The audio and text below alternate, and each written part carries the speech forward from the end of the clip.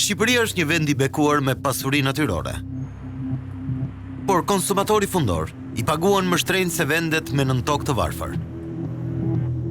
Historia abuzive po konsolidohet me ligj nga Bordi I Transparencës së Naftës, që po favorizon kompanitë e mëdha në kurrizë të qytetarëve.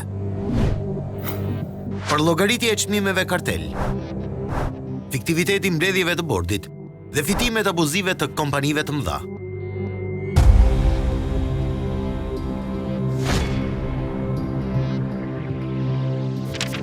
Faturat që zbulojnë të vërtetat e çmimit të karburanteve dhe mashtrimi me shpenzimet e privatëve.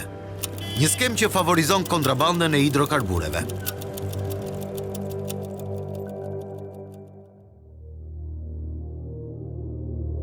Në 3 dekada pluralizëm, Shqipëria vuan një fenomen që cënon pasuritë dhe xhepat e qytetarëve.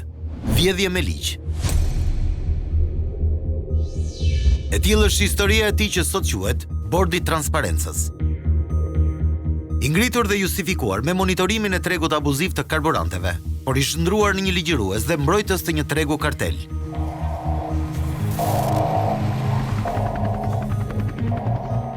Lufta që nisi në Ukrainë dha efekte shumë të shpejta tek ne, siç ndodh rëndom kur vjen fjala te rritja e çmimeve.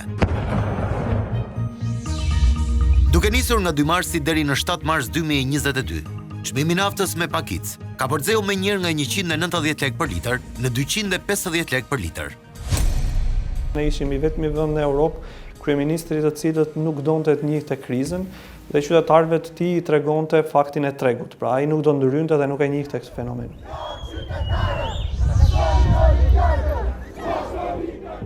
Rritja e çmimeve do të zgjonte revoltën qytetare që rëndomu linçua dhe u sulmua nga politika.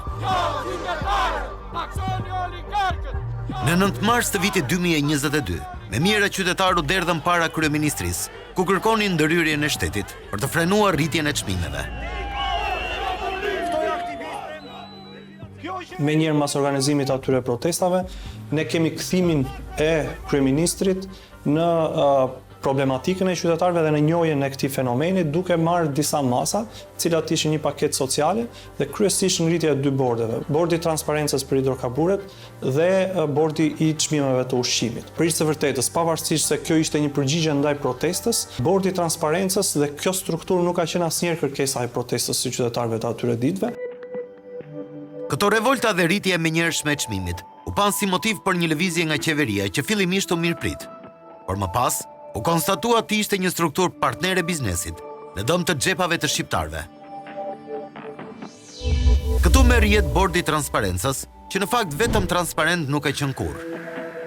Unë bëj pjesë ata njerëz që kanë qenë pro krimit të bordit, sepse I jam referuar vendeve fqinje dhe modeleve më të mira, të cilat kanë rezultuar të suksesshme, duke mbrojtur konsumatorët e zakonshëm. Problemi I Shqipërisë është më I thellë. Në Shqipëri problemi është që ne I krijojmë institucionet me qëllim për të mbrojtur qytetarin, por rrugës këto devijohen. Krijohet përmes ligjit Bordi I Transparencës për të mbrojtur konsumatorin nga çmimi I naftës, por në fakt Bordi I Transparencës kthehet në një bord tërësisht jo transparent, duke mos paraqitur asnjë nga mbledhjet e veta dhe duke mos I sqaruar qytetarët për mënyrën se si e nxjerr çmimin. Në 12 mars 2022, kryeministri Edi Rama, përmes një njoftimi në Facebook, deklaronte se çmimet e karburantit do të kalonin në filtrin e transparencës dhe marzhi fitimit të kompanive do të ngrinte për të mos lejuar asnjë abuzim. Por në fakt nuk ka ndodhur kështu.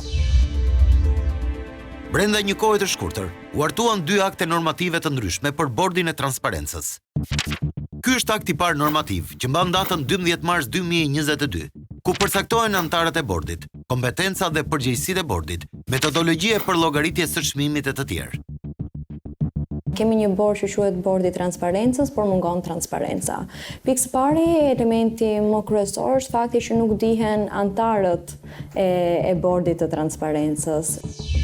Nga 12 marsi deri në fillim të prillit, çmimi është përllogaritur sipas aktit normativ të parë. Ky akt përcaktonte që çmimi do të përllogaritej, duke u bazuar në çmimin e shpallur në bursa, në plac, një ditë më parë nga mbledhja e bordit, në kushtet CIF-Med. Këtij çmimi do t'i shtojë një vlerë premio prej $20 për ton. Çmimi premio është çmimi I transportit. Për shoqëritë e tregtimit me shumicë, do të lejojë një shtesë mbi këtë çmim prej 1%, në të cilën aplikoheshin dhe taksat e tarifat. Për kompanitë e tregtimit me pakic, shtesa ishte jo më shumë se 5% mbi çmimin e llogaritur. Por kjo ndryshoi shumë shpejt. Një tjetër akt normativ u miratuar për bordin e transparencës. Sipas këtij akti, çmimi do të përllogaritej sipas çmimit të vendosur në tregjet ndërkombëtare. Ndërsa çmimi premio nuk është më $20 për ton, po ky çmim do të vendoset sipas faturës së importit. Kjo pasi kompanitë e importit të karburanteve janë ankuar se premio që paguan varionte nga $60 deri në $80 për ton. Pra, kompanitë e importit u ankuan se çmimi premio ishte më i lartë për shkak të distancës së madhe të rrugës. Pyetja që shtrohet është: po ata që importojnë nga vendet fqinje si Greqia dhe Italia, sa e paguajnë çmimin premio? 20, 60 apo $80 për ton? Nëse i referohemi të dhënave zyrtare, rezulton se Italia qëndron në vend të parë për importin e hidrokarbureve me plot 15% të totalit, ose 160 milion litra në vit. Pra, këtu është e qartë se si abuzohet me çmimin premio që bazohet si me Italinë fqinje përballë Adriatikut, edhe me vendet më të largëta nga ku importojnë më pak. Favorizimi tjetër thelbësor që i bëhet kompanive të hidrokarbureve është ndërtimi i një tregu që funksionon në bazë të çmimit ditor. Një treg që me bordin u ligjërua dhe konsolidua në favor të tregtarëve. Për të kuptuar se si funksionon tregu, do t'i referohemi kësaj fature ngarkese të siguruar nga Inside Story, që bën fjalë për importin e një sasie nafte nga Egjipti, vetëm 2 ditë para se të nisë lufta në Ukrainë. Nafta është nisur nga një anije me flamur danez nga porti Sidi Kerir. Aty sqarohet ngarkesa dhe destinacioni në Porto Romano. Çuditërisht, aty mungon çmimi i tregtimit, por thuhet se çmimi është ai rënë dakord në kontratë. Pra, brokeri që importoi për llogari të kompanisë shqiptare e sjell ngarkesën në depozitat e Porto Romanos dhe faturat që deklarohen në fund janë sipas çmimit ditor në bursë. Për ta kuptuar më thjesht, në datë 21 shkurt, kur ngarkesa mbërri në Porto Romano, çmimi mund të ketë qenë $100 për fuqi. Por nëse fatura finale plotësohet në datë 25 shkurt, kur vlera mund të ketë kapërcyer në $120, deklarimi bëhet me këtë çmim ditor, pavarësisht se importi është bërë me çmim më të lirë. Në thelb kjo metodë funksionimi u ligjërua nga bordi, që i referohet çmimeve ditore në bursë. Me të rritur çmimin në bursë, bordi reagon me njëherë. Në momentin që ulet çmimi në bursë, bordi vazhdon të qëndron, duke ruajtur të marrëveshjen kartel. Në aktin e dytë normativ është luajtur me 2 standarde, sa i përket përllogaritjes së çmimit të gazit të lëngshëm. Akti normativ u ndryshua në këtë pikë me justifikimin se formula e parashikuar mbështetur në kushtet CIF-MED është e aplikueshme për benzinën dhe gazoilin, por nuk mund të aplikojë edhe për gazin e lëngshëm të naftës. Kjo pasi edhe mënyra e importit ishte ndryshme. Në momentin që gazi i lëngshëm bëri në portet shqiptare, është pronë e porositësit të mallit. Ndryshe pra nga nafta, siç sqarua më sipër, që konsiderohet pronë e brokerit edhe pse depozitohet në asetet e shqiptarëve. Për këtë qëllim, është vendosur që çmimi të përcaktohet sipas faturës së importit, të siguruar nga shoqëritë e tregtimit me shumicë. Momenti tjetër i favorizimit me aktin e dytë normativ është ndryshimi i marzheve të fitimit të përcaktuara për kompanitë. Kjo pasi u kundërshtuar nga shoqata e hidrokarbureve me justifikimin se këto marzhe ishin të pamjaftueshme për të mbuluar kostot operacionale. Si përfundim, me aktin e dytë kaluam nga marzhet 1% dhe 5% në marzhe me vlerë absolute 3 lek për litër me shumicë dhe 12 lek për litër me pakicë. Në aktin normativ, thuhet se merren parasysh shpenzimet operative, qirate të tjerë. Por askush nuk ka sqaruar se si mund të zbatohen të njëjtat kritere për të gjithë, kur jo të gjithë bizneset kanë shpenzime qiraje. Për më tepër, tregu kontrollohet në mbi 90% nga 5 operatorë të mëdhenj, që janë edhe grosistë dhe tregtar pakice. Pra marzhi 15 lek për litër tejkalohet, pasi në pjesën ndërmuese ata nuk kanë qira dhe shpenzime, që çuditërisht përshkruhen në aktin normativ. Praktikisht antarët e bordit janë edhe kompanitë e të tregtimit të naftës, të cilat kanë një zë të rëndësishëm aty brenda bordit. Janë këto kompanitë të cilat në thelb llogarisin se kush do të jenë çmimet. Për të kuptuar hapësirën që është dhënë tregtarëve të mëdhenj dhe tregut kartel që është krijuar nga bordi, ne kemi bërë një vëzhgim në terren. Disa karburante rezulton se tregtojnë me çmime më të lira se sa përcakton bordi. Tani pyetja është, a dalin këto biznese me humbje? Pra këto janë një tregues i qartë se bordi çimenton çmimet përmes kuotave tavan për të frenuar konkurrencën dhe mbajtur fitimet e larta për kompanitë e mëdha. fenomeni i pikave të bardhave apo pikave të karburantit që tregtojnë më ulët se çmimi i vendosur nga bordi i transparencës, unë prirem të besojnë që janë pika të cilat kanë dalë nga rreshti edhe nuk janë pjesë e asaj që tashmë po e quajmë kartel i cili cakton çmimin, por në asnjë rast nuk besoj që këto pika po tregtojnë në humbje të tyre, ato janë biznese, kanë dalë për të fituar dhe në asnjë rast unë nuk mendoj që janë në humbje. Me logjikën e thjesht ekonomike, asnjë nga këto karburante nuk po shet me humbje. Argumentimi për rritjen e marzhit të fitimit për të mbuluar humbjet është një flusk sapuni. Ajo që konkludohet është fakti se kjo metodë tregu i intereson bizneseve, por edhe qeverisë, që përmes çmimit të rritur direkt, rrit argëtimet përmes të VSH-s. Në term, ndërtuam një strukturë e cila kishte po kaq konflikt interesi sa çka edhe për llogaritja e tregut të lirë apo lënia e çmimit në një treg të lirë. Pasi abuzimin e operatorëve nuk mund ta luftojnë operatorët vetë. Pra, do të duhet që bordi i transparencës të ishte një entitet i cili të ishte i përbërë nga subjekte shtetërore. Vetëm, sepse ata do duhet të luajnë rolin e transparencës. Prej muajsh flitet për bordin, por antarët e kësaj strukture që vendosin për të gjithë shqiptarët kanë emra konkret për të cilët nuk flitet. Transparenca e tij mbeti vetëm në emër, pra ne kemi një nga institucionet pothuajse më të mbyllura dhe enigmatike në Republikën e Shqipërisë, ku asnjë proces administrativ apo vendimmarrje e këtij bordi nuk është publike për qytetarët. Inside Story, për herë të parë do të bëj publike listën e plotë e emrave që formojnë bordin e transparencës, që përbëhet nga 12 antarë, 7 prej të cilëve vinë nga radhët e institucioneve shtetërore dhe 5 janë përfaqësues të shoqërive hidrokarbure. Konkretisht, Ministra e Financave dhe Ekonomisë, Dalina Ibrahimaj, është në cilësinë e kryetarit të bordit. Antarët të tjerë janë ministra përgjegjëse për hidrokarburet, Belinda Balluku, drejtori i përgjithshëm i tatimeve, Ceno Klosi, drejtori i përgjithshëm i doganave, Gen Gazheli.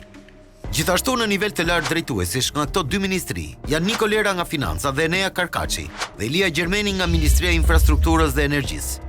Ndërsa nga shoqëritë e hidrokarbureve janë 3 përfaqësues, nga shoqëritë e tregtimit me shumicë dhe 2 nga ato të tregtimit me pakicë. Përkatësisht janë Sezar Beqaj, Artur Llogoni, Agron Bulku, Gerian Kuqi dhe Sajmir Krasniqi. Ky përfaqësim nuk është i denjë për të bërë transparencë, sepse shoqërohet me konflikt të pastër interesi.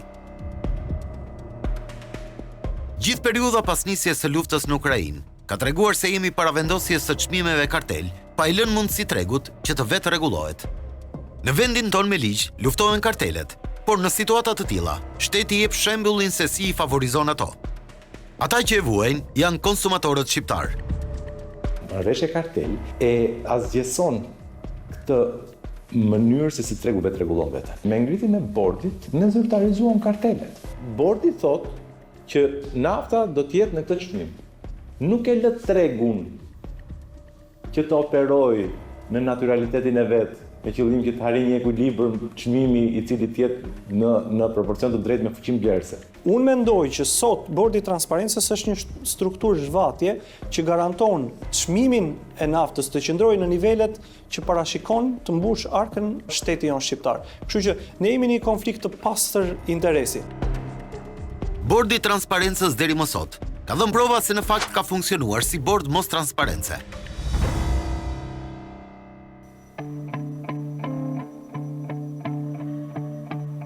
Mbledhja e parë është bërë me praninë e kamerave dhe gjithë mbledhjet e tjera nuk janë transparente. Inside Story ka bërë kërkesë zyrtare për të ndjekur një nga mbledhjet e bordit, po deri më sot nuk ka marrë një përgjigje. Kjo që jeni duke parë është kërkesa e dërguar Ministrisë së Financave dhe Ekonomisë në rrugë elektronike dhe postë. Që pas kësaj kërkese, bordi ka njoftuar se është mbledhur disa herë, por stafi ynë nuk ka mundur që të ndjek asnjë mbledhje të këtij bordi. Nuk kemi pasur koherencë për sa i përket bordit të transparencës. Mbledhjet nuk kanë qenë në mënyrë periodike, ashtu siç është caktuar edhe në vetë aktet normative, aktin normativ nr. 7 dhe aktin normativ nr. 8. Duke qenë se askush nuk ka treguar se kush zhvilloi mbledhjet, ne vendosëm që të instalojmë një kamera para dyreve të 2 ministrive që janë përgjegjëse për këtë bord. Në këtë mënyrë, kemi vëzhguar hyri dhe daljet në institucion dhe përgjatë ditëve kur janë njoftuar vendime për kacet të bordit.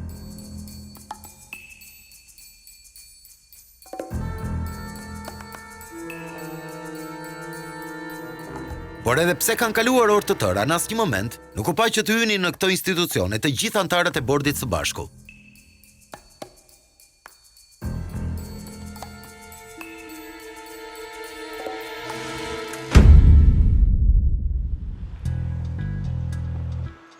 Çdo qytetar ka të drejtën që të jetë i informuar se ku realizohen këto mbledhje dhe se si realizohen.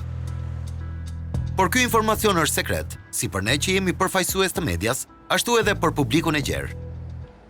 Në një shtet normal do duhet që mbledhja e bordit ishte gjitha live në televizion, me qëllim që qytetarët të shikonin dhe të vlerësonin vetë për mënyrën se si funksiononte bordi.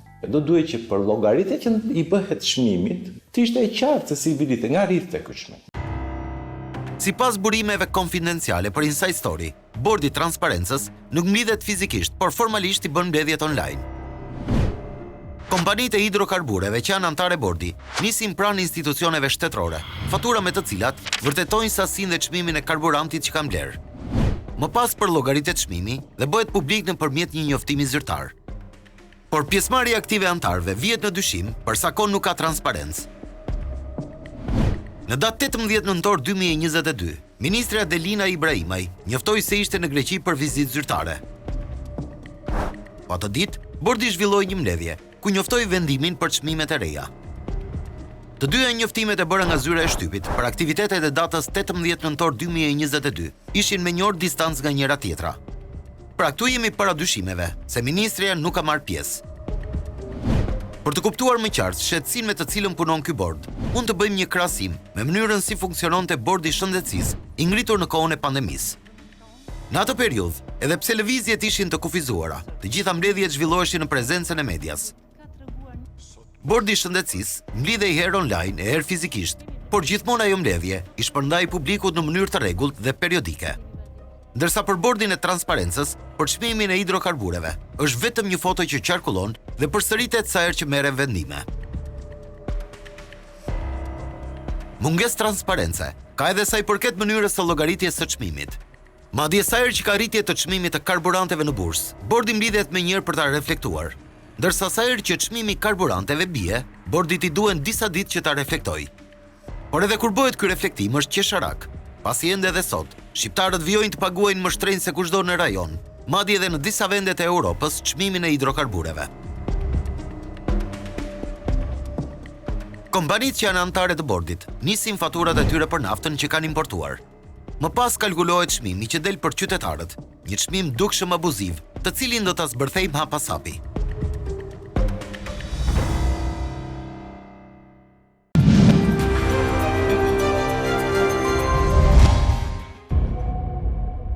Të gjithë janë të interesuar që të dinë mënyrën se si bordi i transparencës përllogarit çmimin final me të cilin qytetarët blejnë naftën, benzinën dhe gazin.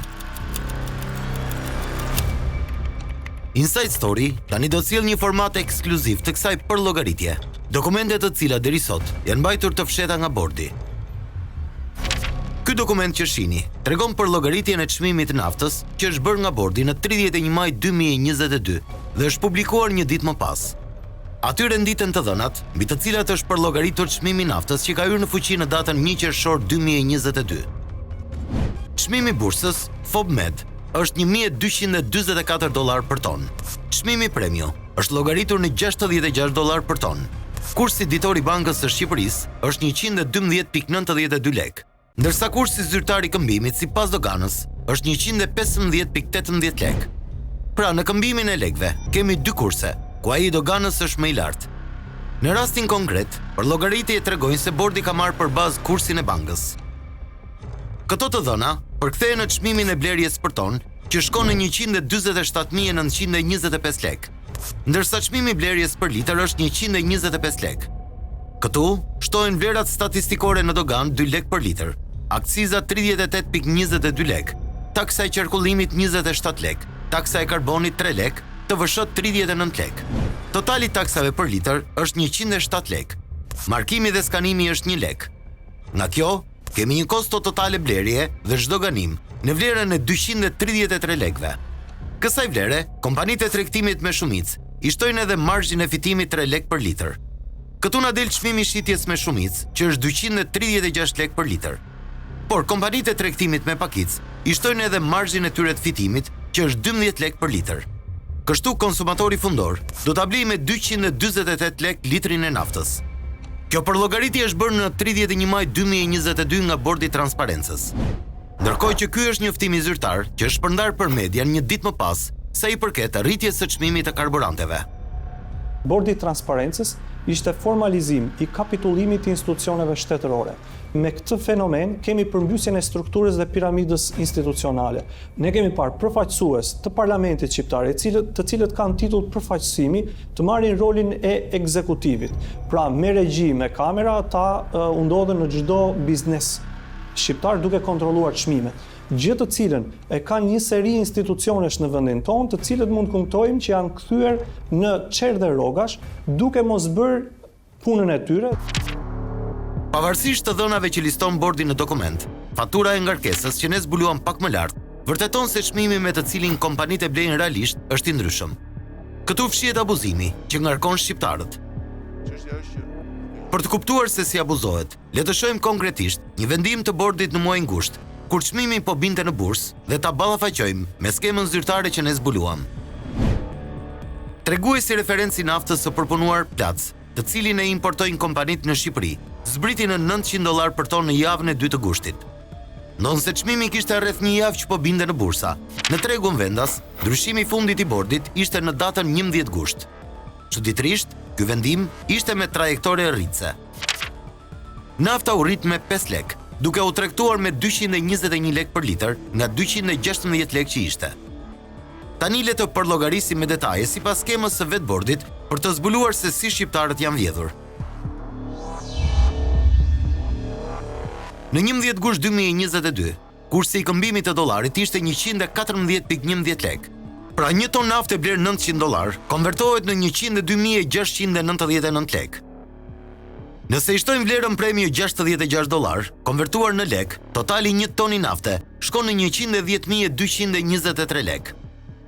Bazuar gjithmonë në skemën zyrtare që zbuluam, një litër naftë ka kosto blerje për kompanitë 93.7 lek. Nëse shtojmë të gjithë regjimin e taksave që llogariten në skem prej 108 lekësh, ku përfshihen skanimi dhe markimi, kosto finale e një litri nafte shkon 201 lek. Nëse i shtojmë vlerën e fitimit të parashikuar 15 lek në total për shumicën dhe pakicën, në final, çmimi që duhet të dilte është 216 lek. Pra, bordi naftës na ka vjedhur me plot 5 lek për litër, duke favorizuar bizneset. E gjithë përllogaritja që ne bëm pas hapi bazohet në skemën zyrtare të bordit. Ajo që bën përshtypje është fakti se bordi thelloi vjedhjen edhe përmes vendimit të 17 gushtit, duke arritur çmimin me 6 lek të tjera, pavarësisht se në bursë kishim ulje të çmimit. Nga analiza që ju i kemi bërë vendimeve të bordit, bie në sy që kanë luajtur me 2 standarde. Në vendimin që zbërthye më sipër, por edhe në vendime të tjera, rezulton se as në njoftim zyrtar nuk zbulohet çmimi në bursë, çmimi premio dhe as kursi i këmbimit i marrë referencë. Përllogaritja e vjedhjes zbulon se çmimi mbahet i fshet për të mos zbuluar abuzimet. Ndryshe ka ndodhur në disa prej vendimeve të fundit, kur bordi ka vendosur uljen e çmimeve dhe aty listohen të gjitha të dhënat.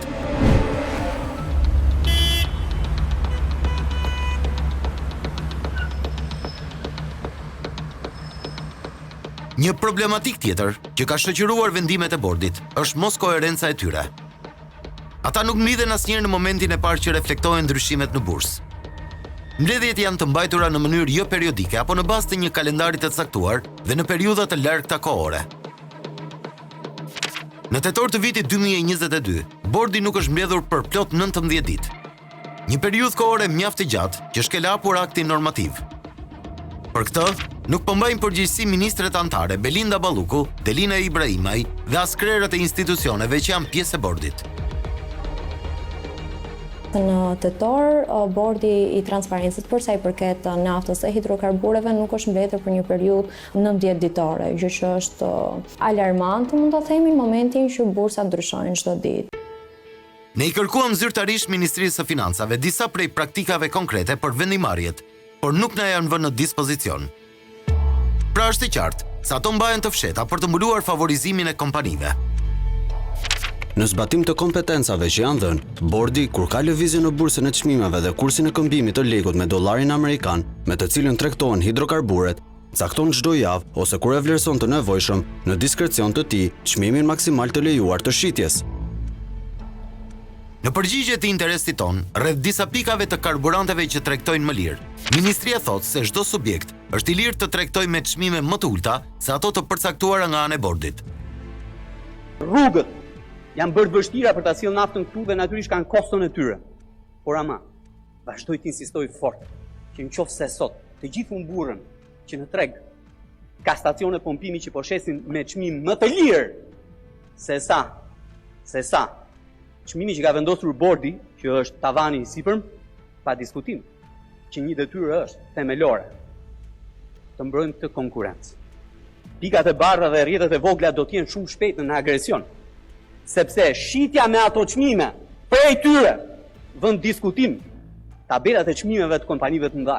Mund ta themi pa hezitim që të fituarit e mëdhenj të kësaj historie janë buxheti i Shtetit të Republikës së Shqipërisë dhe ata që konsiderojnë grossistët e naftës në këtë vend. Të humburit e mëdhenj janë qytetarët e zakonshëm të kësaj republike dhe ata që shesin naftë me pakicë, pra që janë ata tregtarët e vegjël të naftës, të cilët po shkojnë drejt falimentit. Ministria na ka zbuluar çmimin e reflektuar në bursë për ditë të caktuara, si dhe atë çfarë përshkruan akti normativ për llogaritjen e çmimit, informacione të cilat janë publike. Sa i përket subjekteve, nuk na janë vënë në dispozicion me argumentin se ato mbulohen nga kushti i sekretit profesional në përputhje me përcaktimet e bëra në nenin 20 të kodit doganor. Megjithatë, Inside Story ka mundur të sigurojë nga burimet konfidenciale një faturë finale të njërës nga 5 kompanitë që janë pjesë e bordit të transparencës. Kjo që jeni duke parë është një faturë e datës 25 nëntor 2022. Në përshkrimin e saj thuhet se është ULSD 10 ppm, që do të thotë se nafta është e pastër dhe ka një nivel squfuri shumë të ulët. Sasia që kompania në fjalë ka importuar është 200.000 ton, ndërkohë që çmimi final është mbi $203.000. Por nëse i referohemi çmimit të bursës së datës 25 nëntor 2022, që vetë bordi ka shënuar në këtë njoftim zyrtar, është $938. Madje edhe çmimi i bursës për datën 24 nëntor është $938, sipas informacionit që vetë Ministria e Financave na ka vënë në dispozicion. Ndërsa çmimi i blerjes që ka deklaruar antari i bordit, në të njëjtën kohë edhe tregtari i naftës në vend, ka deklaruar se e ka bler me $1.018.5, pra $80.5 më shumë. Pretendimet e kompanisë që ka deklaruar se ka bler me $80 më shumë, mund të jenë se ka porositur më herët sasinë e naftës. Por këto pretendime bien poshtë nëse i referohemi kësaj fature ngarkese që zbulua më sipër, e cila nuk ka të deklaruar çmimin e blerjes. Siç zbuluam, kompanitë që e porosisin naftën e depozitojnë dhe faturën e plotësojnë me çmimin e ditës, pavarësisht se mund ta kenë importuar me çmim më të lirë ditë më herët. Pra nëse shohim edhe një herë me detaje faturën e paraluftës, çuditërisht nuk jepen të dhëna për çmimin e blerjes, por thuhet se pagesat janë në përputhje me kontratën. Për të kuptuar abuzimet që bëhen, le të bëjmë një krahasim mes faturës së muajit shkurt dhe asaj të muajit nëntor 2022. Tek e para, pavarësisht se nuk zbulohet në faturë, çmimi në treg ishte më i lirë. Në faturën e muajit nëntor, ajo që ngarkohet për konsumatorin shqiptar është rritje e çmimit premie të transportit nga $20 në $60 apo $80 për ton. Pyetja që lind natyrshëm është si ka mundësi që një ngarkesë që vjen nga Egjipti i largët i ngarkohet një faturë premio më e lartë se një ngarkesë që vjen nga Sardenja. Këtu konkludohet favorizimi që u bëhet tregtarëve me VKM-n e bordit që ka rritur 4 fish vlerën premio. Nuk duhet të harrojmë se nga Italia e fqinje importojmë plot 15% të karburanteve dhe vlera premie vendosur është e pajustifikueshme. Abuzimi me çmimet gjen terren edhe te ligji për rezervat e sigurisë së naftës, që prej vitesh ka mbetur në sirtarët e zyrtarëve. Ai nuk ka gjetur konsensus dhe nuk është votuar. Aktualisht, institucionet përdorin VKM numër 808 të vitit 2004 për rezervat e shtetit. Por kjo nuk është e mjaftueshme. Në vitin 2021, Sekretariati i Komunitetit të Energjisë i ka tërhequr vëmendjen Shqipërisë pikërisht për rezervat e sigurisë së naftës. Për të katërtin vit radhazi, Shqipëria nuk miratoi projekt ligjin për ngritjen, mirëmbajtjen dhe menaxhimin e rezervave minimale të sigurisë të naftës bruto dhe produkteve të naftës. Sistemi aktual i mbajtjes së stokut të naftës nuk është në përputhje me direktivat e BE-s. Qeveria shqiptare në vitin 2019 hodhi për konsultim një projekt ligj që parashikonte pjesën e rezervave të sigurisë. Kjo do thoshte se sasitë e rezervave të naftës dhe nën produkteve të saj të krijuara do të ruheshin për të siguruar një nivel të lartë të furnizimit në vend. Kjo mund të shmangte anomalitë e tregtarëve, që ngren menjëherë çmimin sapo ka rritje në bursa, pavarësisht se furnizimin e kanë me çmim më të lirë. I njëjti draft parashikonte se krijimi dhe mbajtja e rezervës së sigurisë do të ndahet mes industrisë dhe një enti publik. Ky i fundit do të ketë edhe shumicën e kësaj rezerve, të paktën 60 ditë mesatare shitjeje, kurse kompanitë dhe rafineritë 30 ditë mesatare shitjeje. Këtë mision që ka pasur rezerva tashmë humbi. Pse? Sepse ti nuk e kishe blerë më naftën me çmimin e lirë që ka qenë përpara, por duke qenë se ti e kuoton blerjen e naftës që bën nga rezerva kombëtare, me çmimin e ditës, atëherë ti je në dorë të lirë të dalluve të tregut. Pra rezerva e humbi këtë funksion. Funksionin që të ishte një regulator i mundshëm i luhatjes së fortë të tregjeve. Agjencia Shtetërore e Rezervave të Sigurisë së Naftës do të ishte institucion i ri që do të krijohej. Kjo e fundit do të funksiononte me vetë financim përmes një tarife që do të mlidhej në çdo litër karburant tek rafineritë dhe shoqëritë e shumicës. Tarifa për agjensinë dhe mënyra si ishte konceptuar mbajtja e rezervës u kundërshtuan fort në atë kohë nga industria dhe projekti mbeti pezull. Referuar të gjithë problematikës, një faktor tjetër që ndikoi në rritjen e çmimeve janë edhe politikat e ndjekura në këtë situatë krize. Ndryshe nga sa ndodhi në vendet e rajonit, qeveria shqiptare nuk pranoi që të ishte disa taksa për të lehtësuar konsumatorin dhe bizneset. Madje qeveria e ka parë si një mundësi shumë të mirë këtë krizë për të siguruar sa më shumë të ardhura për buxhetin e saj. Sipas publikimit të fundit të Ministrisë së Financave dhe Ekonomisë, krahasuar me një vit më parë, të ardhurat janë rritur me plus 60.6 miliard lek, ose plus 14.6% më shumë. Të ardhurat nga TVSH-ja në import janë rritur me 24.6% më shumë se në vitin 2021, ndërsa taksa doganore janë rritur me 19% më shumë se 10 nëntor i vitit të shkuar. Një politikë që ato kanë ndjekur kanë qenë në reduktimi i taksave, pa çka se edhe ato kanë luajtur me sa i përket margjit të fitimit. Po mund të themi që kjo politikë e taksave i kanë ndihmuar goxha edhe kompanitë. Ndërkohë në vendin tonë nuk kemi asnjë politikë të tillë. Madje edhe në shumë deklarata për shtyp është shprehur dhe është rikonfirmuar që nuk do të ketë një politikë të tillë, pra nuk do kemi ulje të taksave. Kërkesa thelbësore e qytetarëve, të cilët e kuptonin se si funksiononte matematika e çmimit të naftës, ishte për uljen e taksave. Pasi taksat në çmimin e naftës zënë një peshë të rëndësishme të saj, duke variuar diku tek 50 në 55 dhe 60%.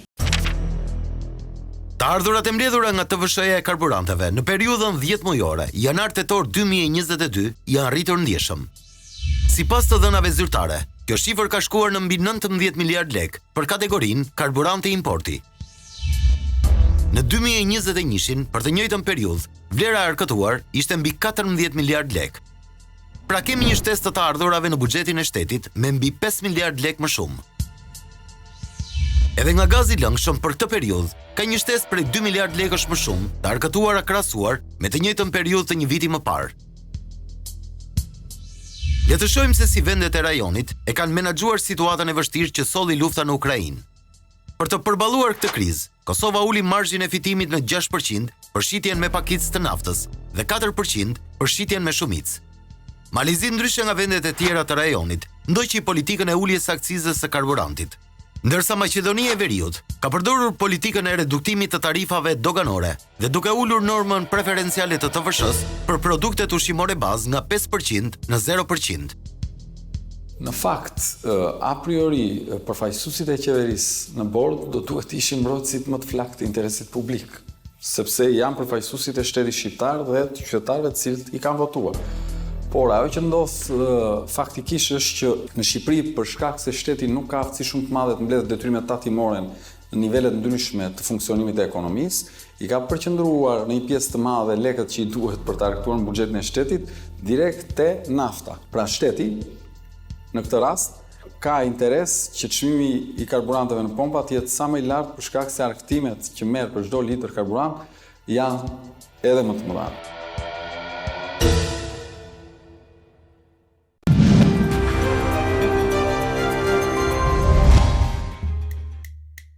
Skema e madhe e abuzimit me të ashtu quajturin bordi transparencës është në vazhdën e një historie që zgjat prej 3 dekadash me hidrokarburet.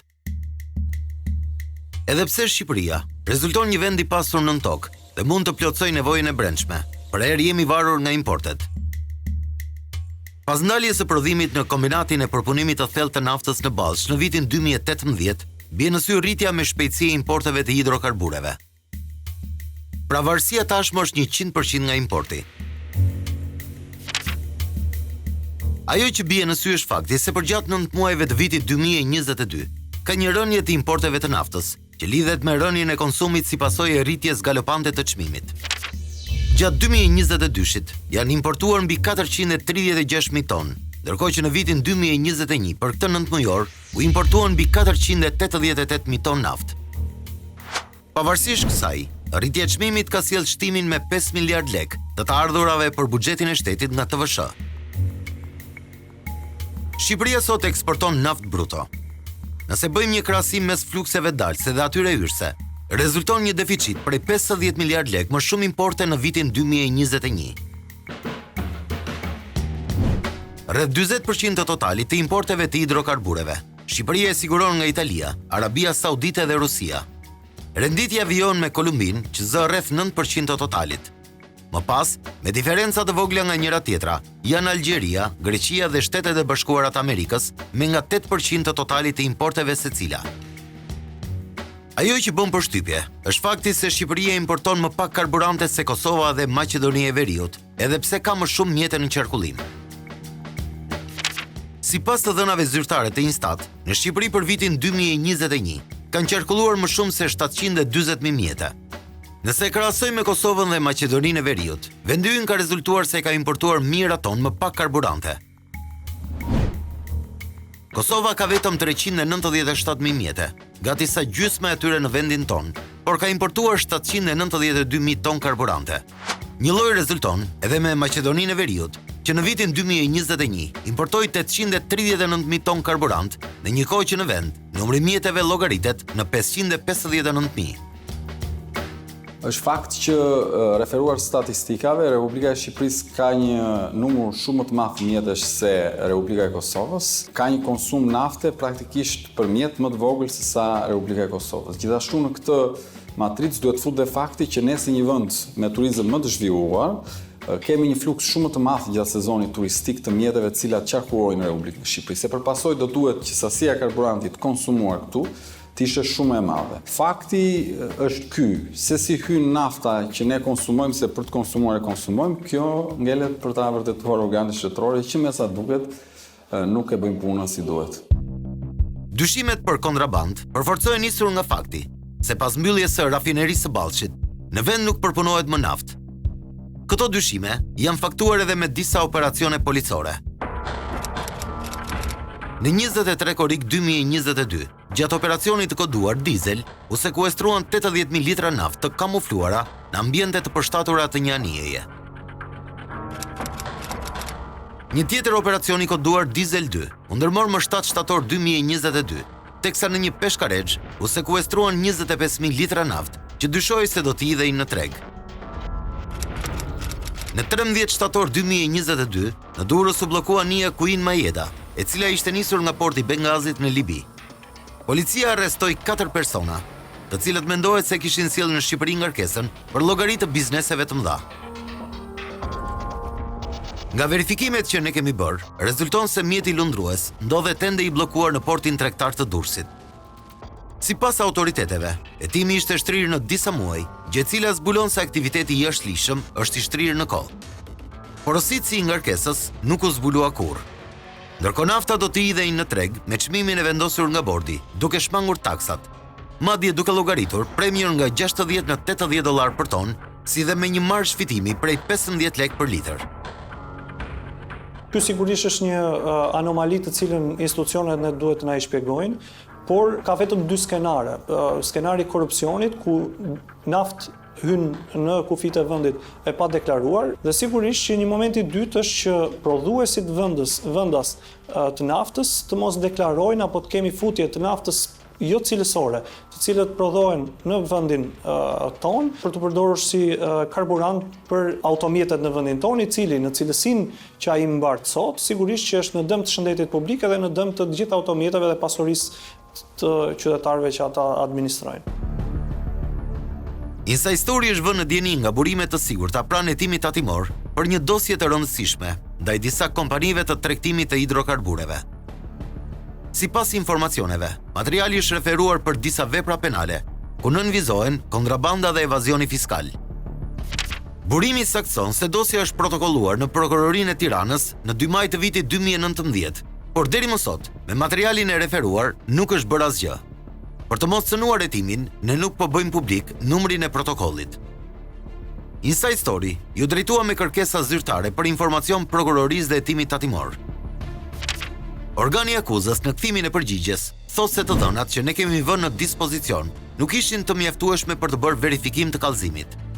Pak a shumë, edhe përgjigja e drejtorisë së tatimeve ishte e njëjtë. Ne i adresuam një kërkesë të dytë për informacion institucioneve. Çuditërisht, përgjigja e dytë e prokurorisë fliste për një tjetër dosje hetimore me numrin e protokollit në fjalë. Nuk dihet nëse dosja mund të jetë bashkuar me ndonjë procedim tjetër apo mund të jetë pushuar. Në 5 vitet e fundit, sipas të dhënave zyrtare, janë referuar në prokurori 28 kompani hidrokarburesh nga administrata tatimore. Subjektet në fjalë janë paditur për veprat penale, fshehje të ardhurave dhe mospagimit taksave dhe tatimeve. Por ajo që del në dritë nga gjithë rastet e kontrabandës është favorizimi që ju bëhet bizneseve nga i ashtuquajturi bordi transparencës. Dëgjojeni dhe fiksojeni, për sa kohë nuk do të kemi në Shqipëri një mekanizëm që vendos llogaridhënien mes të zgjedhurit dhe zgjedhësit, këtu vendimarrjet do të jenë subjektive në pikën që do të jenë të pakuptueshme dhe të pafavorshme për qytetarin e zakonshëm të kësaj republike. Në ditën që ne do të thrasim në sistem një ligj i cili garanton gara dhe hap gara dhe e bën të cënueshme çdo qeverisi dhe çdo klasë politike e cila merr vendime në kurriz të qytetarëve, atë ditë qytetarët do të fillojnë dhe do të kuptojnë që gjërat në këtë vend do të fillojnë ndryshojnë për mirë. Sikur të mos mjaftonin gjithë abuzimet, me aktin normativ për ngritjen e bordit, u tregua kujdes për interesat e tregtarëve, por askush nuk u kujtua për jatet e miliarderëve që furnizohen në portet shqiptare pa taksa. Kjo lehtësi është justifikuar me nxitjen e turizmit, por mbetet mjaft e diskutueshme se sa nga këta miliarder kanë shkelur tokën dhe sa mund të kenë shpenzuar në ato pak orë për ekonominë shqiptare. Kjo është kërkesa për informacion që Inside Story i dërgoi portit të Durrësit për të marrë detaje për numrin e jateve që kanë ardhur këtë vit për të marrë karburant. Kërkesa, e cila përfshinte edhe detaje të tjera në lidhje me kozjatin e qëndrimit të jateve dhe arsyet e vërteta të qëndrimit në port. Deri në momentin e publikimit të këtij dokumentari, nuk ishte një përgjigje. Kjo është edhe kërkesa zyrtare drejtuar portit të Sarandës, ku konstatohet një numër i konsiderueshëm jatesh luksoze. Edhe nga ky port, nuk pati një kthim përgjigje në mënyrë që të analizoheshin më qartë arsyet e ankorimit në port. Është ironike të thuar se miliarderët kanë marrë naftë me çmim 50 lekë për litër, ndërkohë që fermerët për shembull, që përfitojnë nga subvencioni, e marrin me 85 lekë për litër. Pa përmendur fermerët që janë jashtë skemës së subvencionit, që e marrin bashkë me të gjitha taksat. Përveç naftës pa taksa, arsyeja e dytë e ankorimit të jateve mendohet se ka qenë zbrazje e mbetjeve, që është ngritur shpesh si shqetësim nga ambientalistët. Por me sa duket, asgjë nuk i shqetëson antarët e bordit që cakton çmimin e naftës në formë karteli. Ndryshe nga qytetarët e thjeshtë, askush prej tyre nuk e ka problem çmimin e karburantit. Në listë janë dhe zyrtarët e lartë që lëvizin me mjete shtetërore me karburant që paguhet nga taksa paguesit shqiptar. Është e qartë se përfaqësuesit e biznesit janë në atë bord për të mbrojtur interesat e tregtarëve dhe kjo është krejt normale. Por bordi vesh drejtorëve të mëdhenj dhe zyrtarëve nga 2 ministri, ka në krye ministren Delina Ibrahimaj dhe Belinda Balluku. Deri në transmetimin e këtij dokumentari, ne kemi qenë në pritje që nga 2 ministrit të merrnin miratimin për ndjekjen e të paktën një mbledhje e bordi, por nuk morëm asnjë përgjigje. Një tjetër pikpyetje është edhe kozgjatja e bordit të transparencës. Sot kemi arritur në çmimet me të cilat nafta tregtoi para luftës, kështu që funksioni i tyre ka humbur rëndësinë. Ky bord e nisi punën e vet me justifikimin e një krize dhe me justifikimin e një lufte. Sot çmimi i naftës në tregje ndërkombëtare nuk reflekton një çmim lufte dhe nuk reflekton një çmim krize. Kështu që është e pakuptimt pse ai do duhet të funksionojë dhe pse ai mban peng si thua çmimin e naftës ende dhe sot, shumë larg të qenurit një krizë i cili duhet të ketë një afat të caktuar. Në të gjitha paregullësit, ata që i pësojnë janë taksa paguesit shqiptar. Bordi i transparencës sot është një strukturë e cila ka shembur konkurrencën dhe ka goditur nga themelet parimin e vetë rregullimit të lirë të tregut. Çdo ditë që kalon, çdo vendim që cënon konkurrencën, godet xhepat e shqiptarëve.